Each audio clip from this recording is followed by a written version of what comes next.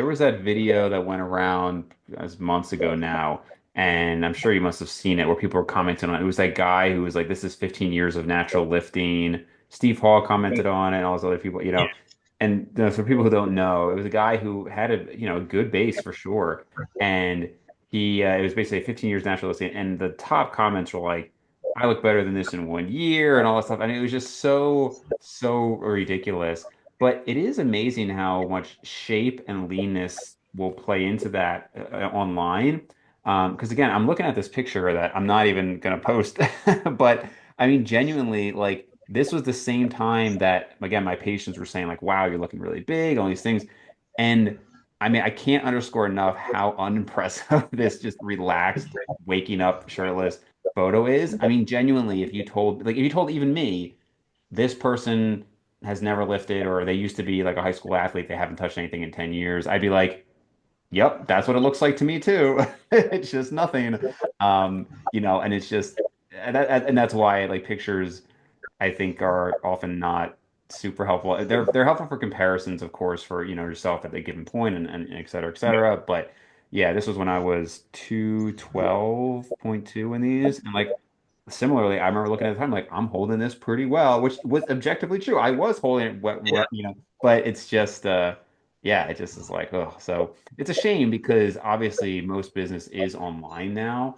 And so it's just Yeah. how people, and I can't imagine, I really can't imagine that ever going away because it makes sense that if you're not 10 plus years into lifting, you would assume that the results are necessarily going to be directly tied to somebody's knowledge base and effort. And obviously there is a strong correlation between like effort and all that, but not understanding the other factors involved. So I think it just will always be the case that like you could be an idiot and you'll just have that following, and that's just kind of how it is.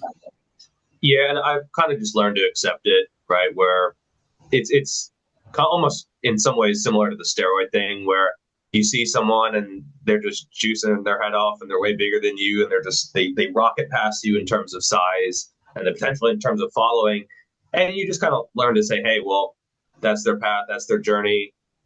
It seems unfair, but that's kind of just life. And in terms of the leanness thing, yeah, for a lot of these guys who are staying shredded, if you slapped 30 pounds of fat on them, or even 20 pounds of fat, they would not look impressive at all, right? Like if you put 20 pounds of fat on Jeff Cavalier, he's going to look pretty. Do you even lift? I think, or he would.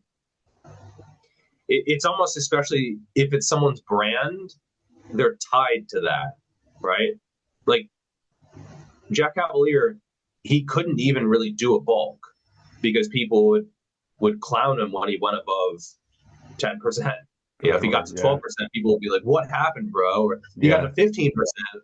I mean, the comments would be merciless because he's kind of built up this thing in terms of that being his thing, and so I do think that that can make your progress either slower or non-existent because man, 15% body fat, it's not that high, right? A lot of people don't realize in terms of accurately assessing body fat percentage, 15% body fat, a lot of people, they're still not going to see gains if they try to cap their bulks at 14%.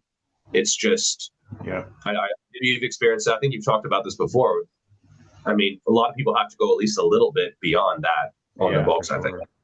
So yeah, and it'd be interesting for me to see now that I mean, again, obviously at this point, I'm, well past the point of making any like substantial gains, but it'd be interesting to see if somebody had gotten to a point where they were now settling at such a lower body fat than they used to, because when I had previously said, hey, I tried to maintain, 11 to 13% or so, and I made no gains, Yeah, that's when my kind of natural settling point was like 16, 17%. right. So I wonder now, let's say I had been training poorly and I still had 10 pounds of gains left on the table. Could I then do that at a lower body fat now that I'm used to it? I suspect I could at least do it better. I don't know if it would get the whole 10 pounds, but I think because my body has gotten pretty used to it, it would have that potential.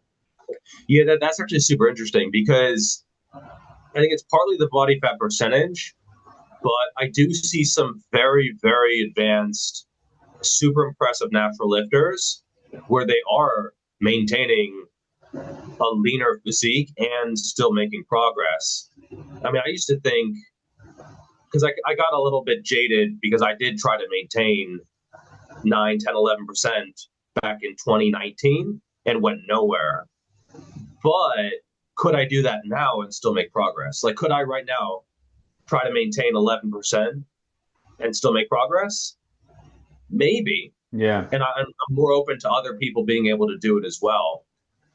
It's the issue is when beginners try to copy that, right? Because Right. they don't have the muscle mass and the habits, and they're just not in the right place, and their settling point might just be higher.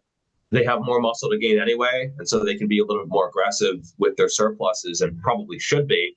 And so, yeah, I'm more open to the idea of, oh, this guy is super advanced, and he's trying to maintain 11, 12% and not go over that because, yeah, I do think the game changes a little bit when your gains are going to be super slow anyway.